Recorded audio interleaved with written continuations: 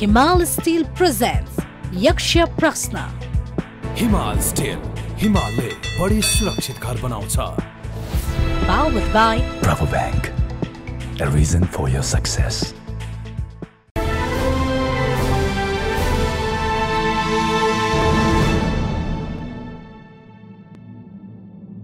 नमस्कार, हिमाल स्टिलद्वारा प्रायोजित कार्यक्रम यक्ष प्रश्नमा तपाईलाई हार्दिक स्वागत छ। म राजेन्द्र बानिया। हिमाल स्टिलद्वारा प्रायोजित यक्ष प्रश्न पावर्ड बाई प्रभु बैंक। आजको यो यक्ष प्रश्नमा हामीसँग जनता समाजवादी पार्टीका नेता राजकिशोर यादव हुनुहुन्छ यक्ष प्रश्नको जवाफ दिनका लागि। यति बेला राजनीति जुन हिसाबले अगाडि बढेको छ, अड्केको कहाँनिर छ भने अबको नयाँ सत्ता समीकरण कस्तो हुन्छ होला? के साँच्चै नै संसदमा नेपाल कम्युनिस्ट पार्टी एमाले एउटै भएर प्रस्तुत हुन्छ र एमाले जनता समाजवादी पार्टीको साथमा अर्को सरकार बनाउँछ, या संसदमा विपक्षीको भूमिका खेलिरहेका तीनवटा दलहरू माओवादी केन्द्र, जसपा र नेपाली कङ्ग्रेसले त्रिशङ्कु सरकार बनाउँछन्, जति बेला विपक्षमा नेकपा एमाले प्रस्तुत हुन्छ। तर जसपाको विषयमा यति बेला आम सञ्चार माध्यम, बौद्धिक तबका र राजनीतिक वृत्तमा चर्चा के छ भने जसपा यति बेला नेकपा एमाले केपी ओली जो प्रधानमन्त्री हुनुहुन्छ उहाँलाई हेर्ने दृष्टिकोणमा विभाजित छ। अर्थात् पूर्व राजपाका नेताहरू वर्तमान सरकारमा प्रधानमन्त्री केपी शर्मा ओलीसँगै आफ्ना राजनीतिक माग पूरा गरेर सत्तामा जान चाहन्छ। अनि हिजो सङ्घीय समाजवादीका तर्फबाट पार्टीमा समाहित नेताहरू, खास गरी उपेन्द्र यादव, डाक्टर बाबुराम भट्टराई कुनै पनि हालतमा प्रधानमन्त्री केपी शर्मा ओलीसँग सत्ता गठबन्धन गर्ने कुरामा उहाँहरू सहमत हुनुहुन्न। अर्थात् जसपा सत्ताकै कारण विभाजनको मुखमा पुगेको छ। के साँच्चै त्यस्तो हो? हामी खाली सत्ताको, खाली लाभ हानिको राजनीतिको कुरा किन गर्छौँ? कहिले कुरा गर्छौँ समाज बदल्ने, कहिले कुरा गर्छौँ जनताको विकास गर्ने, कहिले कुरा गर्छौँ नेपाल बनाउने, अनि कहिले कुरा गर्छौँ संस्कार र संस्कृतिको? यिनै प्रश्न सोध्छौँ। राजकिशोर यादवलाई स्वागत छ तपाईँलाई। धन्यवाद।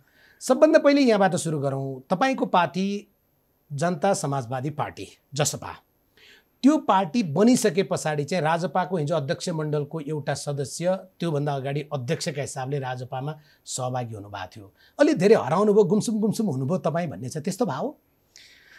त्यस्तो त होइन। अब यसको हिजोसम्म हामी अध्यक्ष मण्डलमा हुँदा निश्चित रूपमा राजनीतिक क्रियाकलापमा अलि बढी थियो। अब अहिले दुईवटा कारणले, एउटा त हामी दुईवटा पार्टी मिलेर जसपा बनिसकेपछि अब त्यसको कमिटीहरू होइन, अब एउटा पदाधिकारी समिति छ 5 जनाको, अर्को 53 जनाको कार्यकारिणी समिति छ। त्यो कार्यकारिणी समितिमा हामी छौँ। अब त्यसको बैठक भनौँ न जम्मी 4वटा भएको छ अहिलेसम्म। अर्को त्यो समायोजनका कामहरू बाँकी छ। अर्को महत्त्वपूर्ण कुरो के हो भने जसरी यो विश्व नै कोभिड-19 ले प्रभावित भयो, मान्छेको फिजिकली मुभमेन्ट कम भयो, मान्छेले एकअर्कासँग अलि बचेर बस्नुपर्ने भयो। मलाई लाग्छ यी तमाम कारणले गर्दा मान्छेले सोचे जस्तो हिजो अब सहज अवस्था हुँदा मुभमेन्ट हुन्थ्यो। अब यो कोभिड-19 ले गर्दा आफू पनि बच्नुपर्ने, अरूलाई पनि बचाउनु पर्ने, त्यो जुन दायित्व हो त्यो बोध गरेर म अलिकति फिजिकली मुभमेन्ट कम गरेको हो। तर तपाईँले भन्दै गर्दा 5 जनाको जुन पदाधिकारी समिति तपाईँले बनाउनु भयो, त्यहाँ निश्चित नेताहरू अड्ने कुरा भयो। 53 को कार्यकारिणी समिति जहाँ त तपाईँ हुनुहुन्थ्यो। तर बाहिर सञ्चार माध्यममा के आयो भने जनता समाजवादी पार्टी बनिसके पछाडि खास गरी नेता महन्त ठाकुर या राजेन्द्र महतोहरूले चाहिँ हिजोका आफ्ना सहकर्मीहरूलाई बिर्सिनुभयो। उहाँहरू सुरुवातका दिनमा चाहिँ बडो उत्साही भएर उपेन्द्र यादव, डाक्टर बाबुराम भट्टराई आफ्नो साथमा भएपछि राजकिशोर अनिल किन चाहियो र त्यो प्रकारको व्यवहार तपाईँले भोग्नुभयो त्यहाँभित्र हो? त्यस्तो होइन। अब त्यो बाहिरबाट हेर्दा अब हेर्ने आफ्ना दृष्टिकोण हुन्छ होइन, यो राजनीति हो, त्यस्तो मलाई लाग्दैन। अब हामी अहिले समायोजनकै प्रक्रियामा छौँ। यो के हो भने पार्टी निर्माणको सुरुवाती दौर हो। अब नेतृत्वले अब आवश्यकता अनुसार होइन, क्षमता कसलाई के दिँदा राम्रो हुन्छ त्यो बहस भइरहेछ, विमर्शमा छ। त्यसैले मलाई लाग्छ म व्यक्तिगत तवरले त्यस्तो अनुभूति गरेको छैन। यो राजनीति भनेको त जनताको लागि गरिने हो। त्यसैले मलाई कुन ठाउँको लागि योग्य देख्नुहुन्छ नेतृत्व, त्यसमा जिम्मेवारी जे जिम्मेवारी दिन्छ त्यो जिम्मेवारी निर्वाह गर्ने हो। त्यसैले मलाई व्यक्तिगत महत्त्वाकांक्षा पनि छैन र व्यक्तिगत त्यो चाहनाले पनि काम पनि गरेको छैन। महत्त्वाकांक्षा नभएको चाहिँ अब मेरो यहाँभित्र चल्दैन, हिजो जस्तो एउटा सांसद 2टा या 3टा सांसद बोकेर मन्त्री पड्काउन सकिँदैन भनेर कि यी नेताहरूको हविगत कार्यशैली देखेर दिक्क भएर? अब मलाई के लाग्छ भने अब अहिले मैले जसरी राजनीतिलाई बुझेको छु या राजनीतिलाई जसरी अगाडि बढाउन खोज्दैछु त्यो मलाई लाग्छ जे भूमिका मलाई छ त्यसमा म सन्तुष्टै छु। अब अर्को कुरा तपाईँले भन्नुभयो अवसर, त्यो अवसरकै पछि दौडिने आफ्नो प्रवृत्ति चरित्र चिन्तन भएन। त्यसैले अब अहिले पार्टी बिल्डिङ हो। अब पार्टी भनेको भोलि हामी देश कस्तो बनाउने त्यसको जिम्मेवारी सोच चिन्तन होइन। र एउटा हामीले फेरि वैकल्पिक पार्टीको कुरा गर्दैछौँ। नेपालमा हिजो भइरहेका पार्टीहरू वास्तवमा मुलुक बनाउन सकेन। त्यसैले हामी एउटा नयाँ शक्ति एउटा नयाँ पार्टी को आवश्यकता महसुस गरेर यो एकीकरणदेखि अगाडि बढ्न खोज्दैछौँ। त्यसको वैचारिक पक्षमा अलि म बढी घोत लिन्छु, त्यसमा बढी कार्य गर्छु। त्यसैले बाहिर त्यसकारणले पनि तपाईँ गुमसुम किन हुनुहुन्छ भने अहिलेको राजनीतिमा विचारको त कुरै छैन। दुईटा नेताको स्वार्थ मिल्यो, पाँचवटा नेताको स्वार्थ मिल्यो भने टाउको जोडिहाल्छ। फेरि स्वार्थ मिलेन भने उहाँहरू फुटको एकरार गरिहाल्नुहुन्छ। त्यसले पनि त्यस्तो भयो कि? अब यसलाई म आफू गुमसुम भएको आफू हराएको भन्ने मलाई लाग्दैन। तपाईँमाथि तपाईँले जति मुटुमाथि ढुङ्गा राखी हाँस्नु परेछ भने पनि राजपाबाट जसपा बन्दाखेरिमा तपाईँमाथि कतिसम्म अपमान भयो भन्ने कुरा तपाईँहरूले भाग नपाउँदा आफ्ना मान्छे नपर्दा अनिलजी तपाईँहरूले गरेको विद्रोह त बाहिर आयो। तपाईँलाई हिजो जसपाको एउटा अध्यक्ष भइसकेको मान्छेलाई धेरै आजको दिनमा तलको पदाधिकारीलाई प्रमुख अतिथि बनाएर कुनै जिल्लाको कार्यक्रममा पठाउँदा तपाईँको अध्यक्ष उपेन्द्र यादवले तपाईँका पक्षमा बोल्ने कार्यकर्तालाई पार्टी छोडेर जाऊ भनेको सम्म त बाहिरै आछ। किन लुकाउनुहुन्छ सर? होइन, यसलाई यस्तो छ। अब कस्तो भन्ने यो राजनीति भनेको समाजले सबै कुरालाई निहालिरहेको हुन्छ, मूल्याङ्कन गरिरहेको हुन्छ। व्यक्तिगत तवरमा भन्ने भने मलाई यो धेरै आसक्ति भएन। यो सबै विषय तपाईँले जति चर्चा गर्नुभयो नि यसलाई म समदूरी समभावले हेर्छु होइन। पार्टीले जिम्मेवारी तय गर्ने हो कि कुन व्यक्ति कति योग्य छ, कसको लागि कति लायक छ। त्यसैले मलाई लाग्छ के भने यो सामान्य विषय हो। हामीले देश बनाउने कुरा गर्दैछौँ, हामी समाजलाई रूपान्तरण गर्ने कुरा गर्दैछौँ।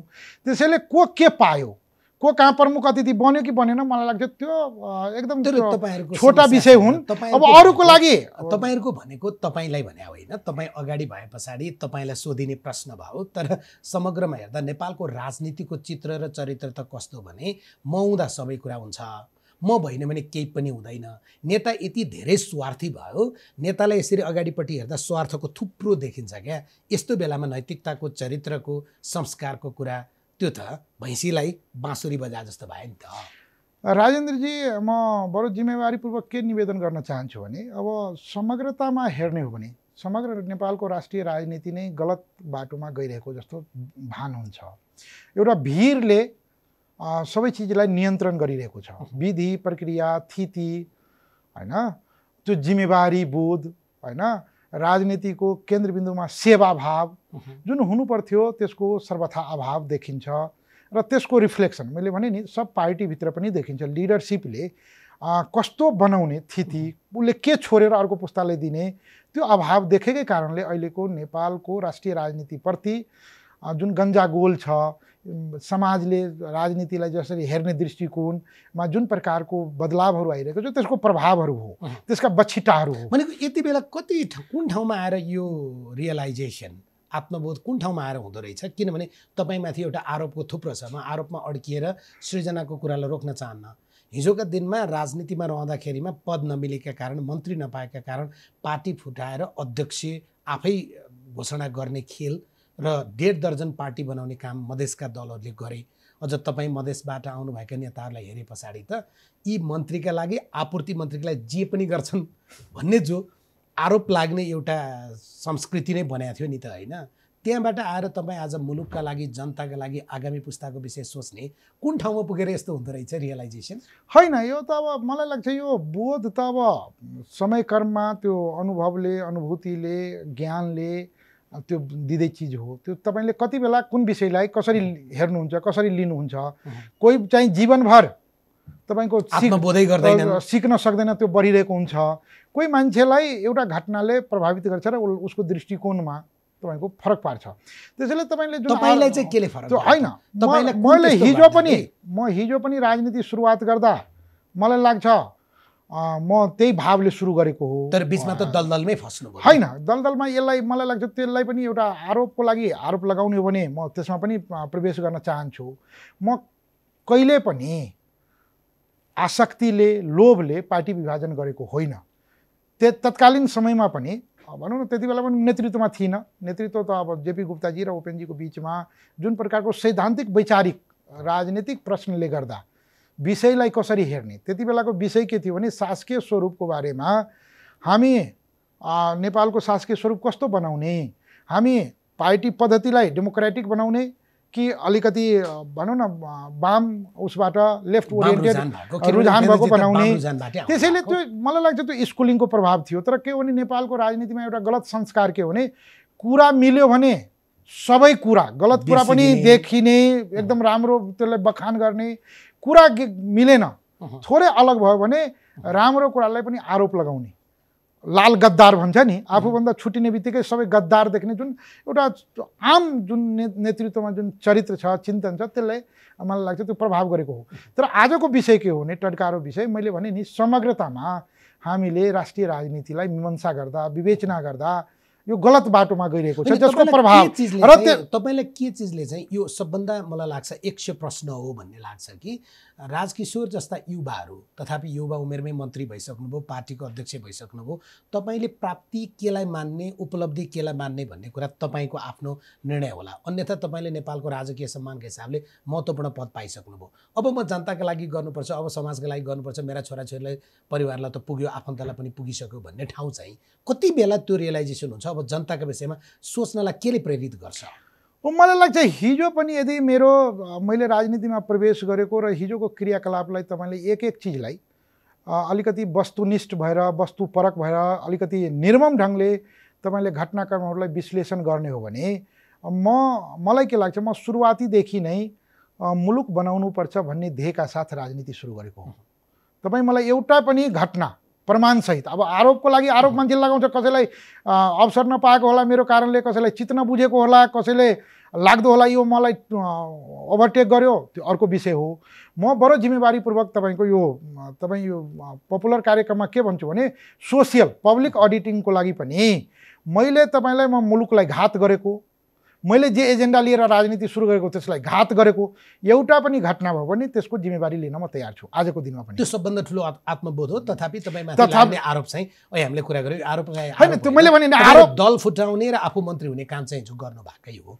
होइन, दल वैचारिक विचारले फुट्दैनन् भने नेपालमा दल त्यो त पनि विचार मिल्दैन, त्यति बेला पनि तपाईँको होइन, त्यही हो दुर्भाग्य।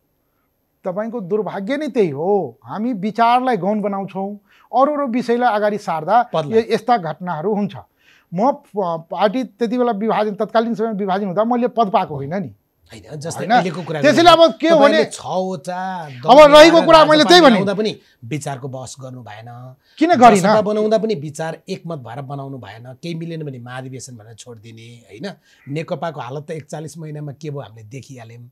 यो त विचारमा कमी भएर नै यस्तो हुन्छ। यस्तो छ राजेन्द्रजी, अब सबैलाई एउटै डालोमा हाल्यो भने हामी सही ठाउँमा पुग्न सक्दैनौँ।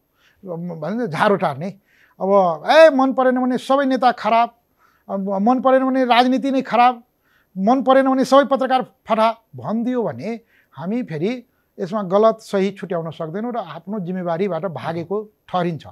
म तपाईँलाई फेरि पनि जोड दिएर के भन्न चाहन्छु भने हामी विषयलाई यदि विषयमा प्रवेश गर्ने हो भने हामी एक एक विषयलाई केलाएर अगाडि बढ्नुपर्ने हुन्छ। त्यसैले वैचारिक राजनीति हुँदैन। यदि हो भने तपाईँको देशै चल्दैन। नेपालमा वैचारिक राजनीति हुँदैन पनि नभनौँ, तर ती वैचारिक राजनीति चाहिँ यी फर्टिचरहरूको तपाईँ छायामा पर्यो होइन, स्वार्थीहरूको छायामा पर्यो। विचार भएकाहरू काहीँ न काहीँ हराए होइन। फर्टिचर भन्दा पनि गलत मान्छेको अलिकति हालीमुहाली भयो। तिनीहरूको अलि कस्तो भने तिनीहरूको जोर बलले अब उनीहरू आफ्नो डाइरेक्सनमा बाहुबली पनि छन् हैन, लग्न खोज्यो भन्ने यसलाई भन्न सकिन्छ। तर समग्रतामा हामीले जहाँबाट बोध हुन्छ त्यहाँबाट जिम्मेवारी बोध गर्नु। मलाई 4-5वटा प्रश्नको सिधा सिधी जवाब भनिदिनुहोस् है। मेरो मनमा उठेको यो प्रश्न जनताको पनि प्रश्न हो। नम्बर 1, राजपा 6वटा घटक हुनुहुन्थ्यो हैन त, जे कारणले फुट्नु भएको थियो, जे होस् मधेसका जनताको या नेपाली जनताको तपाईहरु मिल्दा तपाईहरुप्रति शुभेच्छा सदिच्छा नै रह्यो। के मिलेर मिल्नु भएको थियो? होइन त्यही बोधले त्यो एउटा राजनीति बुझाइले कि अलग अलग रहेर एकै ठाउँमा भइएन भने चुनाव जितिँदैन, बोध भए त्यति होइन। होइन होइन त्यो त्यो त्यो बाहिर हेर्ने हो। त्यसको पछाडि निश्चित रूपमा राजनीतिमा चुनाव पनि एउटा फ्याक्टर हो। तर त्योभन्दा ठुलो फ्याक्टर के थियो भने नेपालको राष्ट्रिय राजनीतिलाई आफ्नो अनुकूलतामा या हामीले जे चाहन्छौँ, हाम्रो जो साध्य छ त्यो प्राप्त गर्नको लागि एउटा मजबुत राजनीतिक शक्तिको आवश्यकता बोध गरेर हामीले त्यो एकीकरण गरेको। अब दोस्रो प्रश्न चाहिँ तपाईहरु साँच्चै बोधको ठाउँमा, आत्मबोधको ठाउँमा, अझ भनौँ तपाईहरु ज्ञान होइन संज्ञानको ठाउँमा हुनुहुन्थ्यो भने 6 वटा अध्यक्षको नौटङ्की किन गर्नु पर्थ्यो? अब यसलाई नौटङ्की नभनौँ न, कस्तो भने त्यसो भए पदलोलुप्ता होइन, यसलाई पदलोलुप्ता पनि नभनौँ। हाम्रो राजनीतिको अस्तित्व स्वीकार गर्न नसक्ने रोग भनौँ, यसलाई त्यो पनि नभनौँ। यसलाई यसरी बुझ्दा कस्तो होला? हाम्रो राजनीति एजेन्डा के हो भने हामी समावेशीको लागि लड्दैछौँ। हामी सम्मान, प्रतिनिधित्व, जनसङ्ख्याको आधारमा राज्यमा हाम्रो प्रतिनिधित्व हुनुपर्छ भनेर भन्दैछौँ। त्यसैले अहिलेसम्म के देखियो भने नि, अध्यक्ष भएपछि ऊ चाहिँ एकल राजा जस्तो व्यवहार गर्ने, निरङ्कुश हुने, भित्र चाहिँ त्यो प्र्याक्टिस नहुने, त्यसैले त्यो विविधतालाई पनि झल्किने होइन। र एकअर्काको विविधता कहाँ झल्कियो सर? किन झल्किन? महन्त ठाकुर, राजकिशोर यादव, अनिल कुमार झा, राजेन्द्र महतो, तपाईँ महेन्द्र यादव र तपाईँको चाहिँ शरद सिंह भण्डारी, विविधता कहाँ झल्कियो? होइन, मधेसको जुन समाज थियो होइन, जहाँ तत्कालीन के थियो नि, त्यो अलिकति प्राविधिक विषय पनि थियो। यसलाई राजनजी हामी अलिकति आइडियल भन्दा पनि व्यावहारिक पक्ष पनि थियो नि। 6वटा पार्टी थियो, 6वटा पार्टीलाई एक ठाउँमा ल्याउनु थियो र हामी चाहिँ महाधिवेशनको तयारीमा थियौँ। त्यो महाधिवेशनबाट नहुने महाधिवेशन होइन, त्यो त महाधिवेशन हुन्थ्यो। एकीकरण नभएको भए महाधिवेशन अहिलेसम्म भइसक्थ्यो र एउटा राजपा पनि फुटिसक्थ्यो, एउटा अध्यक्षमा हामी जान्थ्यौँ। अब त्यो त हाइपोथेटिकल गर्ने हो भने यसो भयो भने यसो हुन्थ्यो भने जसपा तपाईँहरूले बनाउनु भयो, सङ्घीय समाजवादी पार्टी र राष्ट्रिय जनता पार्टी, के मिलेर बनाउनु भएको थियो? मलाई के लाग्छ भने यो पनि त्यो आवश्यकताको सिद्धान्तले हामी वैकल्पिक राष्ट्रिय राजनीतिमा वैकल्पिक राजनीतिले अगाडि बढाउने हो भने यो पार्टी फेरि मिल्यो भने देशभरि नै सङ्गठन विस्तार हुन्छ। त्यसपछि हामी जुन विचार लिएर अगाडि बढ्दैछौँ त्यो विचारलाई हामी गाउँ गाउँसम्म, वार्ड वार्डसम्म, देशभरि नै फैलाउन सक्छौँ भन्ने चिन्तन र सोचका साथ हामी अगाडि बढेका। तपाईँहरूको शासकीय शैली स्वरूप मिल्या थियो? होइन, बहस चलिरहेको छ नि। मिल्या छैन? होइन, त्यो त कस्तो भने यो मैले भने नि, समाज निर्माण सबैको आफ्नो स्कुलिङ थियो, आफ्नो बुझाइ थियो। त्यसलाई एकै ठाउँमा ल्याएर बहस र विमर्श गरेपछि एक ठाउँमा हामी पुग्छौँ भने विश्वासका साथ अगाडि बढ्छौँ। दल भनेको मैले पढेको, तपाईँले पढाएर मैले पढाएको किताब फरक पऱ्यो भने पनि केही छैन। तर मैले पढेको पुस्तकले के भन्थ्यो भने राजनीतिक दल भनेको या त्यसको सदस्य हुनु भनेको विचार, दर्शन, बाटो, रणनीति होइन, त्यो पनि तात्कालीन र दीर्घकालीन, त्यो सबै मिले पछाडि एक ठाउँमा उभिने मानिसहरूको समूह हो, त्यसलाई राजनीतिक दल भनिन्छ। तपाईँहरू चाहिँ विचार फरक फरक, स्वार्थ एउटै भएको एक ठाउँमा बसेपछि त्यसलाई राजनीतिक दल नेपालमा हो। यसलाई यसरी बुझ्दा के हो भने वैचारिक पक्ष, राजनीतिक पक्षमा यदि हामी समीक्षा गर्ने हो, मीमांसा गर्ने हो भने हामी सबैमा, चाहे तत्कालीन सङ्घीय समाजवादी पार्टी होस् चाहे राजपा होस्, त्यसको घोषणापत्रलाई हेर्ने हो, त्यसको प्रस्तावनालाई हेर्ने हो भने हामी राष्ट्रिय मुक्ति आन्दोलनको नेतृत्व गर्ने भनेर अगाडि बढेको हो। देश यो नेपाल चाहिँ एकाङ्की भयो होइन, एकल जातीय वर्चस्व भयो होइन, एकात्मक भयो। त्यसलाई हामी विविधतालाई सम्मान गर्दै बहुराष्ट्रिय राज्य निर्माण गर्ने पनि सोचका साथ अगाडि बढेको हो र दुईटै पार्टीले त्यही मुद्दा उठाइरहेको हो। तर त्यो मुद्दा जुन ओजका साथ जसरी विपक्षीसँग भिड्नको लागि जुन शक्ति हुनु पर्थ्यो त्यो शक्ति भइरहेको थिएन होइन। त्यसको लागि त तपाईँको मुद्दा धेरै राम्रो भए पनि सङ्गठन भएन भने त्यो लागू गर्न सक्दो रहेनछ, जसको कारण अहिले नारायणमान बिजुक छे या चित्रबहादुर केसीहरूजीको या सीपी मैनालीजीहरूको पार्टी कम्युनिस्ट आन्दोलन भन्ने, तर त्यो एकदम त्यो परिधिमा बस्नुपर्ने खुम्चिएर होइन।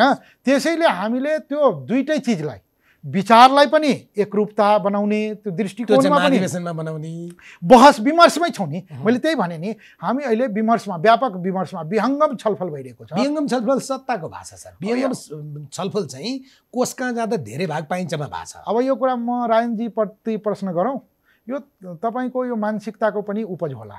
हामीले कस्तो भने हामीलाई हेर्ने दृष्टिकोण राजपालाई लुकेर बालबटार भित्र तपाईँ जानुहुन्छ, लुकेर बुढालिङकण्ठ भित्र लुकेर जानै पर्दैन। तपाईँ पेरिस टाढा आज हामी मानसिकता चाहिँ हाम्रो समस्याको होइन, म त्यही भन्दैछु। आज हामी निर्णायक शक्ति छौँ, हामीलाई लुकेर जानै पर्दैन। हामी एकदम त्यो बाजागाजा सहित एकदम ढोल बजा लिएर जाँदा पनि केही फरक पर्दैन। लुकेर जानुपर्ने कुनै कारण पनि छैन। म एउटै उदाहरण दिन्छु।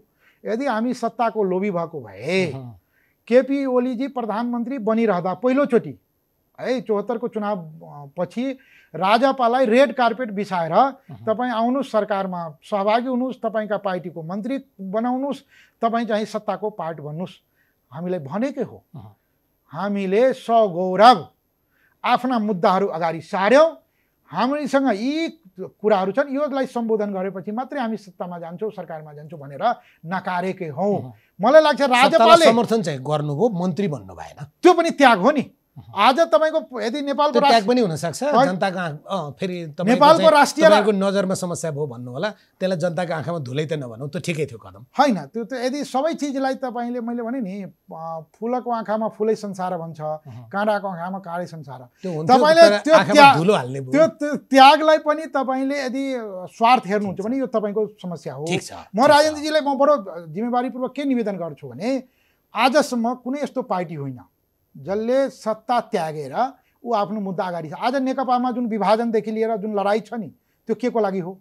सत्ता, शक्ति, स्वार्थ हो कि होइन?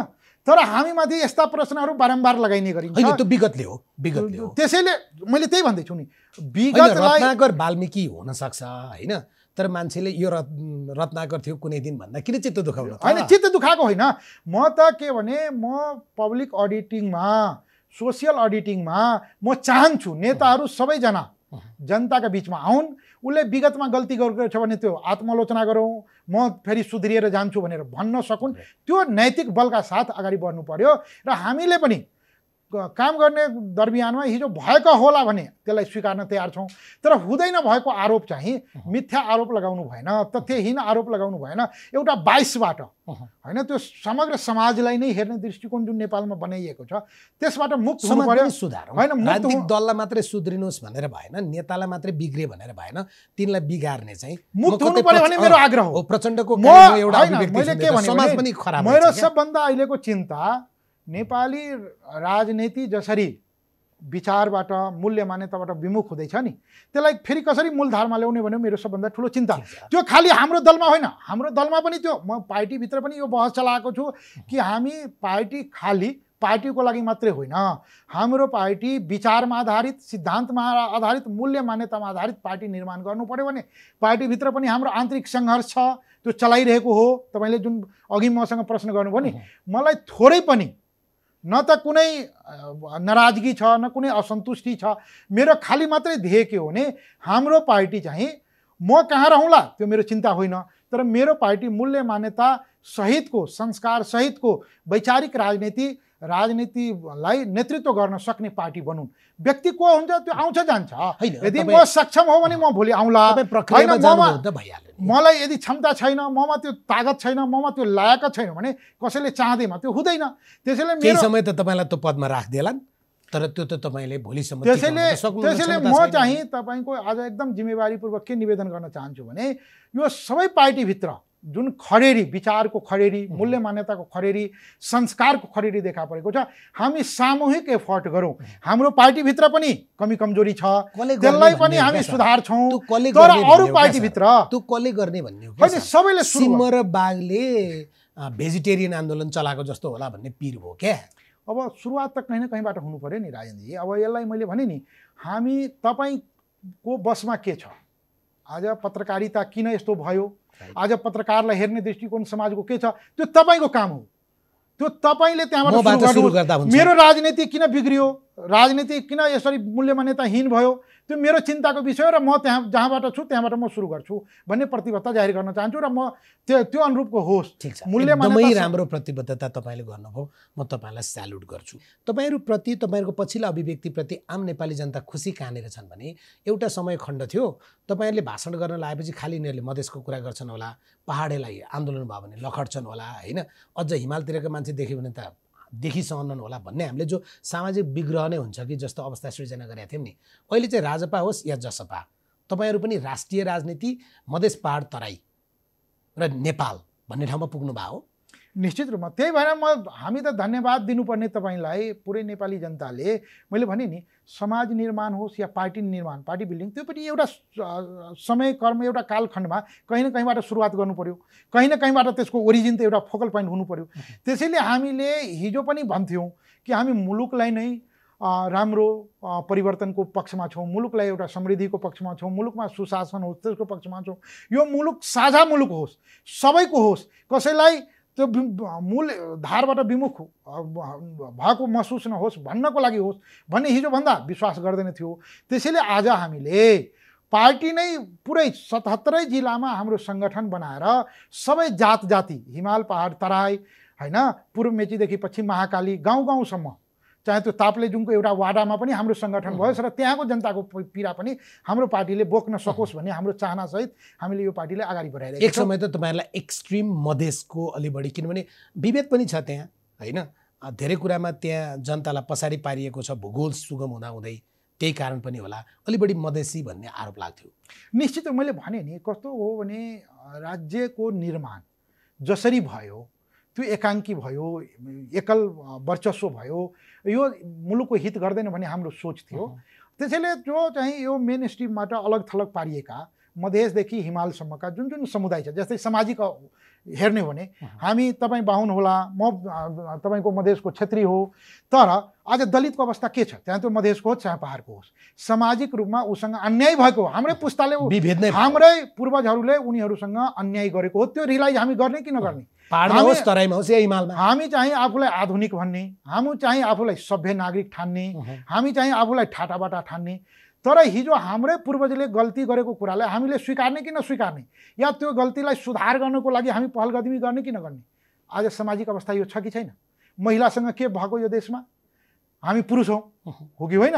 तर पुरुषवादी जुन चिन्तन छ, प्रतिशतात्मक जुन चिन्तन छ, हाम्रै घरमा भएको छोरीचेलीलाई हामीले हेर्ने दृष्टिकोण के हो? मधेसतिर के छ भने छोरालाई इङ्ग्लिस मिडियम बोर्डिङ स्कुल भन्छ, त्यसलाई पढाउने, डक्टर इन्जिनियर घरैरी बेचेर पनि पढाउने, छोरी भन्ने बित्तिकै कहाँ हुन्छ, यो अरू घर जाने हो, सकेसम्म पढ्न नपठाउने, आफ्नै आमा बाउले पनि छोरीलाई त्यो किन भयो? त्यो भनेको मानसिकताको उपज हो क्या। मैले भन्न खोजेको के भने गल्ती यदि हामीबाट भएको भने सुधार पनि हामीबाटै सुरु गर्नु पर्यो। त्यसैले हामी कहाँ समस्या छ, त्यो समस्यालाई हामी निराकरण कसरी गर्ने, समस्यालाई पहिचान गर्ने। पुरुष भएको हुनाले महिलाप्रति, अब महिलाको कुरा महिलाले मात्रै बोलिदियो भने अनि हामीलाई के भने अन्यथा लिने भने हुँदैन। महिलाको समस्या पुरुषले बोलिदियो भने कस्तो राम्रो हुन्छ।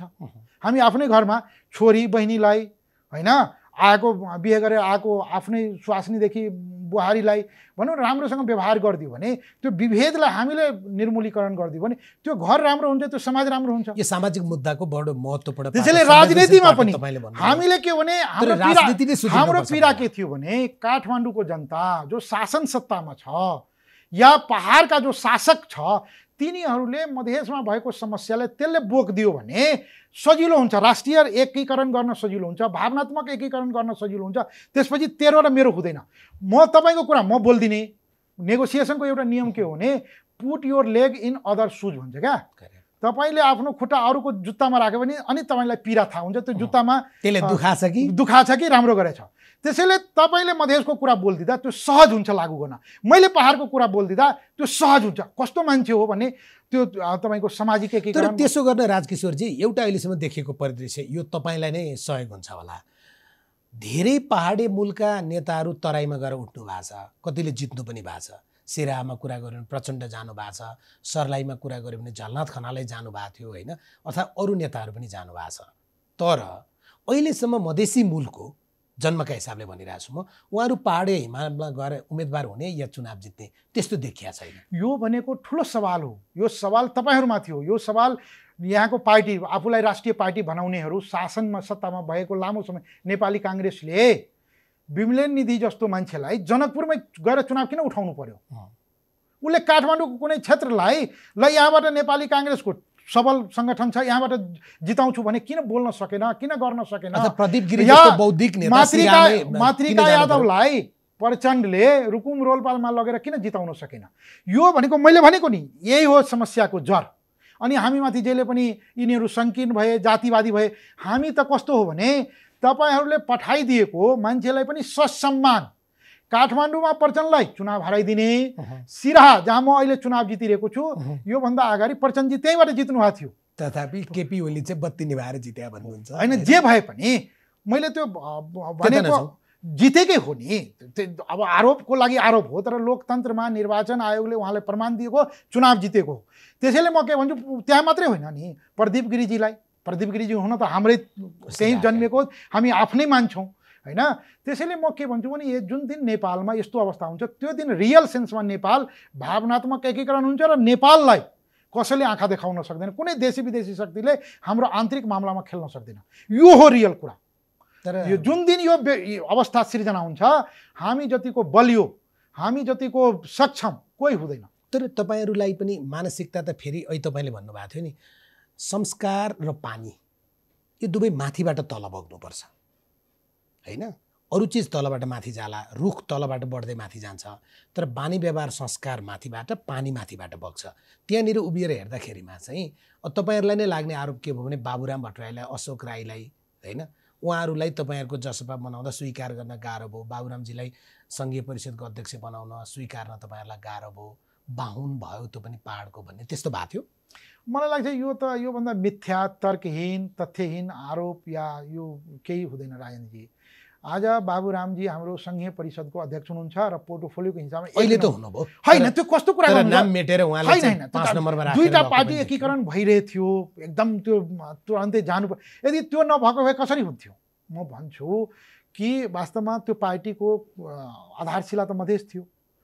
यो प्रश्न त हामीमाथि लगाएर हामीलाई वास्तवमा हाम्रो त्यो घाउमाथि भनेको नि त्यो नुन छर्किने काम मात्रै हो। हामीहरूले जे गरेका छौँ त्यसको 50% अरूले गरिदियोस् न, नेपाल बन्छ। हामीले बाबुरामजीलाई सम्मान, यदि त्यो नहुँदो हो त कसरी निर्णय हुन्थ्यो? एकै नम्बरमा राख्यो, पोर्टफोलियोमा सङ्घीय परिषदको अध्यक्ष बनाएर राख्यो, हो कि होइन? अहिले पनि हामीले बारम्बार भन्छौँ यदि हामीलाई नेतृत्व गर्ने जिम्मा भयो भने बाबुरामजी, मोहन ठाकुरजी, उपेन्द्र यादवजी मध्ये कोही भयो भने हामीलाई कुनै आपत्ति हुँदैन भनेर भनिरहेका छौँ।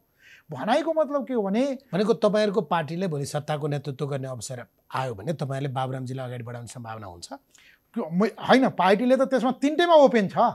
त्यसैले बाबुरामजी, मोहन ठाकुरजी र उपेनजी, हामी तिनटै हाम्रा जुन अध्यक्षहरू हुनुहुन्छ तिनटै 101 लायकत भएका, क्षमता भएका होइन, सम्भावना बोकेका, राष्ट्रिय राजनीतिमा ठुलो योगदान पुर्याएका व्यक्तित्वहरू हुनुहुन्छ। त्यसैले हामीले त्यो मलाई लाग्छ पार्टीले त्यो दिन एकदम हर्ष बढाइ गरेर खुसी भएर त्यो तपाईँको स्वीकार। तर यो तपाईँको अभिव्यक्ति हो, बडो मिठो अभिव्यक्ति छ तपाईँको होइन। यसलाई साहित्यमा ढाल्दा बडो गजबको रसस्वादन गर्न मिल्ने साहित्य बन्छ। तर संसदीय दलको नेता चयन गर्न नसकेर बसेको, आजसम्म पार्टी समायोजनको काम गर्न नसकेर पार्टी फुट्छ भनेर बैठक 10 दिन पछाडि सार्नुपर्ने हालतमा गुज्रिएको छ तपाईँको पार्टी। मलाई लाग्छ यो स्वाभाविक प्रक्रिया हो, यसलाई अन्यथा लिनु हुँदैन। हाम्रो समाज जसरी छ नि, मैले भने नि, हामी विविधतालाई, हामीले विमर्शलाई स्वीकार्छौँ, हामी एकदम डेमोक्रेटिक ढङ्गले, पारदर्शी ढङ्गले बहस गर्छौँ। तपाईँले भनेको कुरा के हो भने पछिल्लो बैठक किन रोक्या? पछिल्लो बैठक अहिलेको राष्ट्रिय राजनीति दुईटा निर्णय गर्नुपर्ने, त्यो बैठकले दुईटा प्रश्नको जवाब दिनुपर्ने। एउटा त समायोजन जुन एजेन्डा तय भएको थियो नि, अनि त्यो समायोजन त्यो तपाईँको गाउँबाट जिल्लाबाट आइसकेको थियो, गृहकार्य पुगेन, त्यसको लागि। अर्को राष्ट्रिय राजनीति अथवा सरकार होइन, राष्ट्रिय राजनीतिमा कसरी पोल बनाउने। अब अहिलेको हेर्ने हो भने अहिलेको सरकारको प्रमुख अहिले सत्ताको या पार्लियामेन्टभित्रको सबभन्दा ठुलो दल प्रमुख प्रतिपक्षी नेपाली काङ्ग्रेस छ होइन। त्यसलाई वेटिङ गभर्मेन्ट भन्छ, त्यसले निर्णय गरिसकेको अवस्था छैन।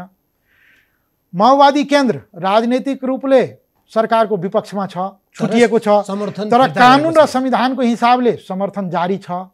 नेकपा एमाले जो सत्तामा छ त्यो पार्टी आफैमा विभाजित छ, राजनीति रूपमा कानुनी रूपमा एउटै छ तर सबै समानान्तर होइन।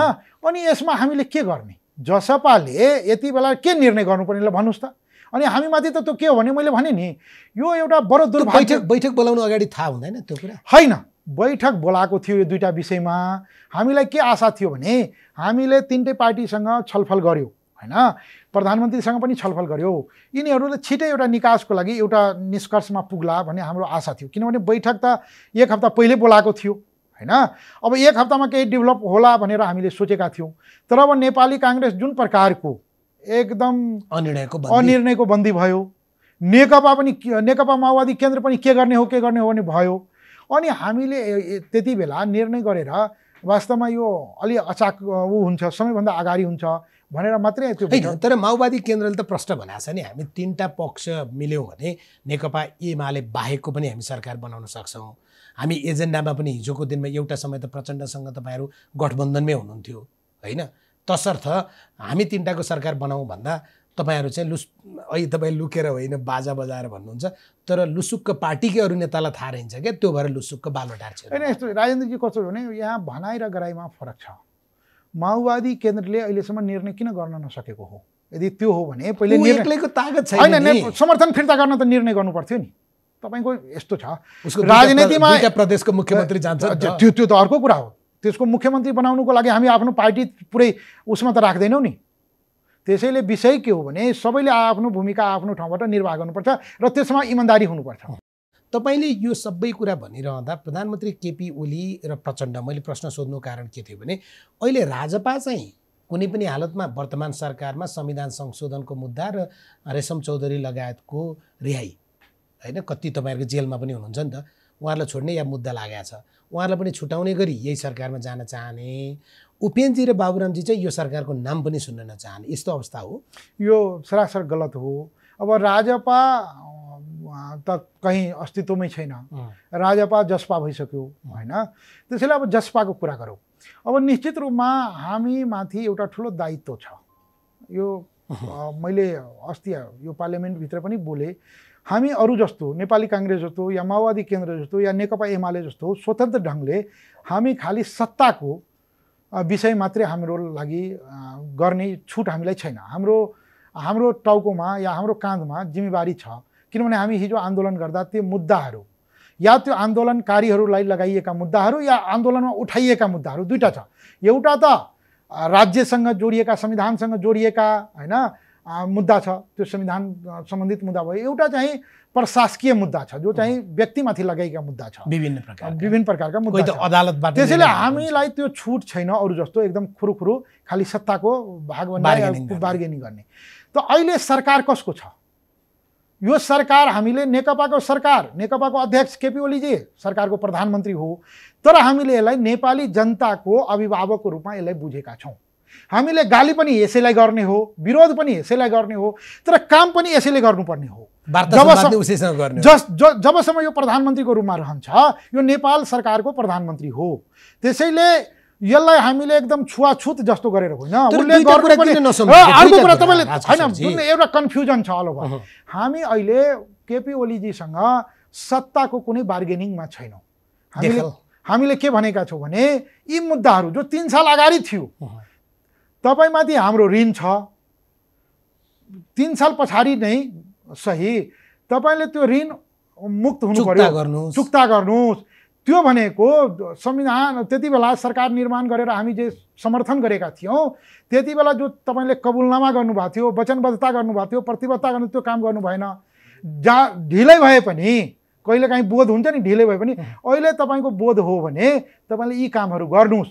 यो काम भइसकेपछि अनि हाम्रो इक्वल त्यो भन्छ नि लेभलिङ फिल्ड बन्छ, गिभ एन्ड टेक भनौँ न। त्यसपछि हामी कुरा गरौँला, त्यसपछि हामी सरकारका बारेमा कुरा गरौँला, साझा दृष्टिकोणका बारेमा कुरा गरौँला, सरकारका बनोटका बारेमा कुरा गरौँला, भागभण्डाका बारेमा कुरा गरौँला। त्यो सम्म तपाईँ चाहिँ प्रिभिलेज ग्रुप भयो, हामी चाहिँ बाँधिएका ग्रुप भयो। त्यसैले पहिले हामी त त्यो बाँधिएका फुकाउनु पर्यो नि। त्यसैले बाहिर जसरी मिडियामा आइरहेको छ, राजपाको नेताहरू खुट्टा उचालेर सत्तामा जान खोज्यो, पार्टी नै फुटाएर, यो एकदम सरासर गलत हो राजेन्द्रजी। यदि यस्तो हो भने हिजोको दिनमा पनि त्यो सुविधा हामीसँग थियो नि। तपाईँले भने जस्तै हिजो संविधान संशोधन गर्ने शर्तमै तपाईँहरूले सरकार बाहिर बसेर तपाईँलाई भन्नुभएको थियो नि, हाम्रो चाहिँ देख्नु भएन स्वार्थविहीनता भनेर होइन, जो समर्थन गर्नुभएको थियो पछाडि फिर्ता लिनुभयो। उपेन्द्र यादव त जो अहिले तपाईँको अध्यक्ष हुनुहुन्छ, 2वटा मुद्दामा सहमति गरेर मन्त्री खानै जानुभयो। उहाँलाई थाहा नभइकन बारम्बार मन्त्री नै परिवर्तन गरिदिने, कुर्सी नै हराउने, त्यस्तो पनि भएको थियो। अब तपाईँहरू त्यो अनुभवबाट सिक्दा आज प्रधानमन्त्री केपी ओलीसँग चाहिँ वार्ता र संवाद सजिलो छ? यस्तो छ, त्यो अनुभवबाट पाठ सिकेर हामीले यति अलि फुकी भन्छ नि, सचेत भएर सचेततापूर्वक कहाँनिर फसाइदिने, कहाँतिर के गर्ला, यसले कहाँ फसाउला भनेर एकदम सचेततापूर्वक सावधानीपूर्वक हामीले काम गर्दैछौँ। यो पालि हामी कुनै पनि हालतमा फस्नेवाला छैन। उहाँले यो दुईटा मुद्दा तपाईँले भनेको संविधान संशोधनको मुद्दा सुनिदिनु भयो, किनभने उहाँको मात्रै हातमा छैन त्यो। हिजो काङ्ग्रेस र माओवादी केन्द्रले त यो एजेन्डा नै मतदानमा लगेको कारणले गर्दा नेकपा एमाले मान्दा त पुगिहाल्छ होइन। एउटा त्यो रेशम चौधरीहरू लगायतको मुद्दा फिर्ता र रिहाईको मुद्दा उहाँले गर्नुभयो भने उहाँको सरकारमा सहभागी हुने हो। मैले भने नि अहिलेसम्म त्यो विषय प्रवेशै गरेको छैन। सरकारको बारेमा छलफल, सत्ताको बारेमा छलफलै भएको छैन। अहिले विषय के हो भने तपाईँलाई म एकदम इमान्दारीपूर्वक भन्दैछु, हामीलाई जे जानकारी गराएको छ हाम्रा वार्तामा गएका साथीहरूले, के हो भने अहिले प्रशासकीय काम हामीलाई पनि थाहा छ यो सरकारले संविधान संशोधन गर्न सक्दैन, यो ढाँट्ने काम गर्नु हुँदैन। त्यसैले के हो भने जो सरकारले गर्नुपर्ने काम हो या सरकारबाट हुने काम हो त्यो के हो भने जो चाहिँ मुद्दा लागेकाहरू छ, जो चाहिँ सामान्य भनौँ न कोही सिडिओ अफिसमा छ, कुनै सार्वजनिक मुद्दामा फसेछ, ती मुद्दाहरूलाई निक्लोड गर्ने र त्यसलाई कसरी द्रुत गतिमा त्यसलाई फर्छौट गर्ने एउटा। अर्को रेशम चौधरीको मुद्दा राजनीतिक मुद्दा हो होइन, राजनीतिक मुद्दा हो। अदालत अब यस्तो यो राज्यको कस्तो हुने, यो टेक्निकल विषयहरू देखाएर समस्यालाई नबल्झ्याउँ। सीके राउतको मुद्दा प्रधानमन्त्रीले चाहेको खण्डमा समाधान हुने होइन, विप्लवको मुद्दा प्रधानमन्त्रीले चाहेको खण्डमा दुईटा राजनीति रूपमा समाधान गर्ने। त्यसैले रेशम चौधरी पनि राजबन्दी हो र त्यो राजनीतिक समस्या हो। त्यो खालि हाम्रो समस्या मात्रै होइन, त्यो नेपाल राष्ट्रको समस्या हो, नेपाल सरकारको समस्या हो भने प्रधानमन्त्रीले चाहँदा सक्नुहुन्छ। त्यसैले त्यो गरौँ भन्ने हाम्रो हो र यसमा अहिले काम भइरहेको छ। यही विषयमा छलफल भएको छ। यो भइसकेपछि एउटा विश्वास बन्छ र त्यसपछि हामी नेक्स्ट चरणमा प्रवेश गर्छौँ। तर प्रधानमन्त्रीले निशर्त यी कामहरू गर्नुहुन्छ, तपाईँहरूले सत्तामा साथ दिने कुरा टुङ्गो नलाग्दा पनि गर्नुपर्छ। यदि म के का लागि भन्ने हुन्छ, नेपाल सरकार मैले यति काम गर्छु मेरो सत्ता चाहिँ जान्छ, उनीहरू गएर अर्काको घरमा भात भान्सा गर्छन् अनि पैसा सापट लिने चाहिँ म कहाँ आएँ, म खाली भएर दिन्छु भन्ने हुँदैन। यस्तो छ, नेपाल सरकारको प्रधानमन्त्री हो, उहाँ संस्था हो।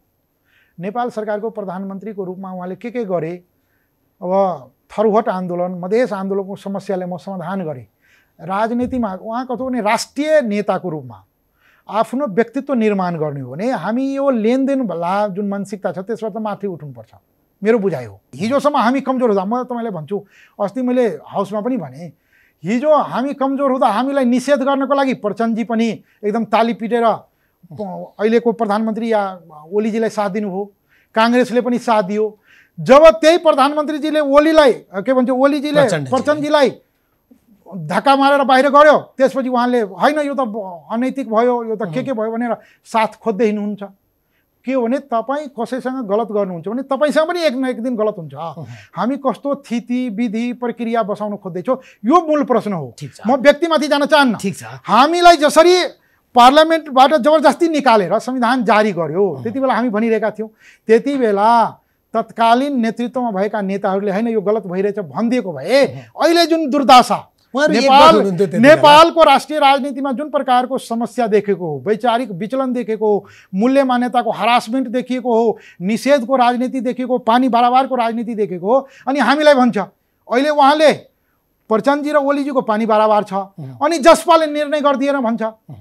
तपाईँको मत चाहिँ अब चुनावमा जाउँ यो सबै किचलो भन्दा भन्ने हो कि अब सरकार बनाऊ भन्ने हो? त पहिले त मेरो यो सरकार र चुनाव भन्दा पनि संविधानले मुलुकलाई ड्राइभ गर्ने हो। यो सबै नेपाली जनतालाई भावनात्मक एकीकरणदेखि लिएर म नेपाली हुँ भन्ने बोध गराउने यो संविधान हो। संविधान भनेको कागजको खोस्टो होइन, संविधान भनेको नेपाली जनताको भावनात्मक प्रतिनिधित्व गर्ने विषय हो। त्यसैले यो संविधान पूर्ण छैन, यो संविधानमा तमाम अभावहरू छ, कमी कमजोरीहरू छ। त्यसैले यो संविधानलाई पूर्ण बनाऊ। त्यसको लागि यो दल त्यो दल यसले उठाएको मुद्दा त्यसले उठाएको मुद्दा होइन, राउन्ड टेबलमा बसौँ र एउटा विहङ्गम त्यसैले छलफल गरौँ।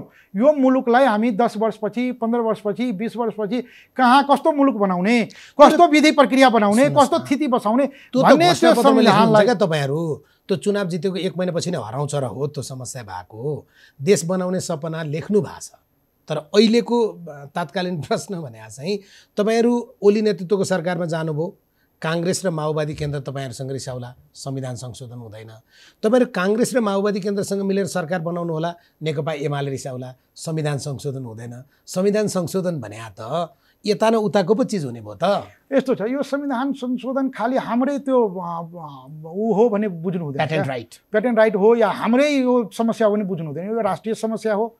मैले भने नि समस्या त देखा पर्यो नि। तपाईँ अहिले सरकार निर्माण गर्नको लागि जुन प्रकारको समस्या देखेको हो यो लोकतन्त्रमा, त्यो भनेको संविधानको कमी कमजोरी हो।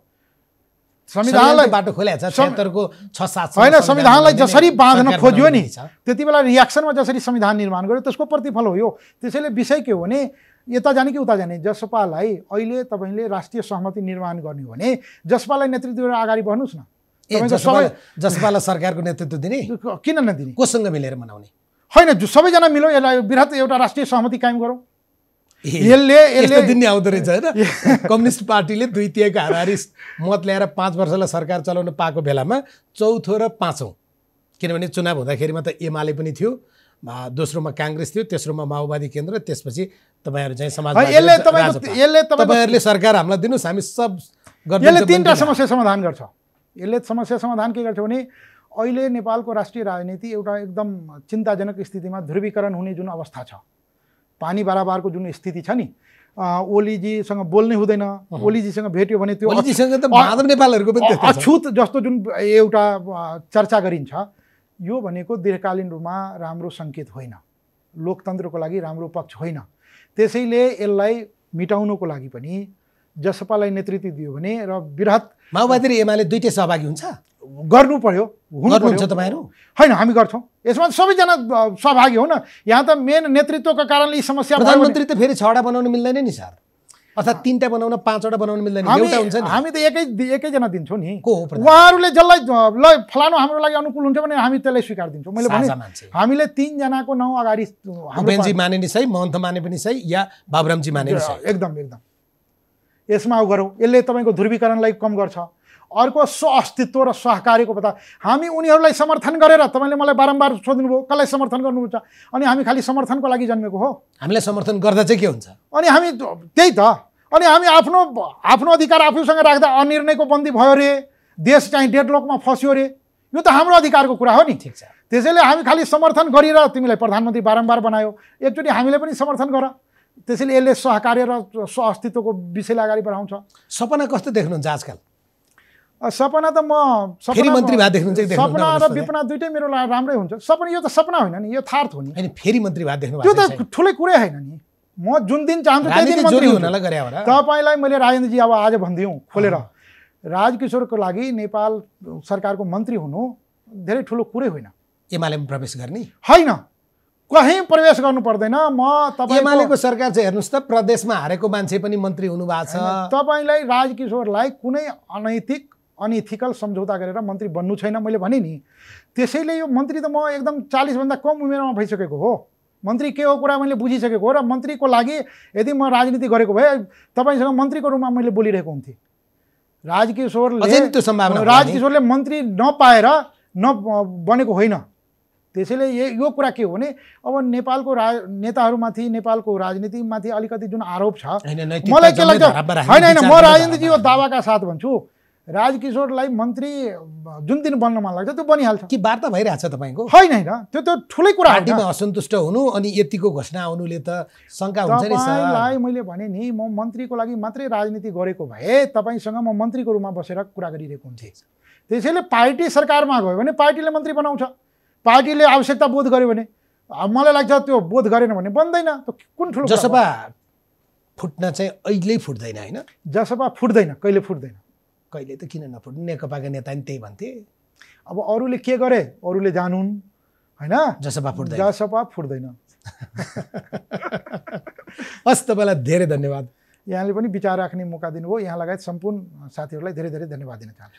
राजकिशोर यादव आज हामीसँग हुनुहुन्थ्यो। खास गरी राजनीतिमा नैतिकताको कति आवश्यकता छ, साँच्चै नेता भनेका घिनलाग्दा मात्रै हुँदैनन्। नेपालमा त्यस्तो प्रकारको पर्याय पछिल्लो दिनमा बनाउन हामी बाध्य भयौँ, हामी दुखी छौँ। किनभने हामीलाई नेतृत्व गर्ने नेतामाथि यति धेरै आलोचना, दल र समाजसेवा हो राजनीति भन्नेमाथि यसरी निर्मम रूपमा प्रश्न सोध्नुपर्दा हामीलाई पनि दुःख लाग्छ। यो दुःखको यो रसातलबाट बाहिर निकाल्ने फेरि राजनीतिले नै हो, नेताले नै हो। आजको कार्यक्रम 100 प्रश्न, जसलाई प्रायोजन गरेको छ हिमाल स्टिलले, पावर्ड बाई प्रभु ब्याङ्क। कार्यक्रम यहीँ सकिन्छ। नमस्कार।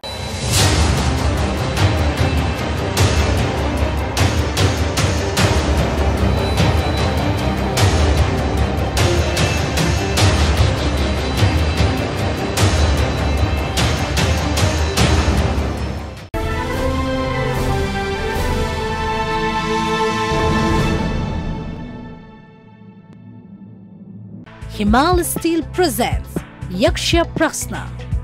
हिमाल स्टिल, हिमालले बढी सुरक्षित घर बनाउँछ। Powered by Rabobank, a reason for your success.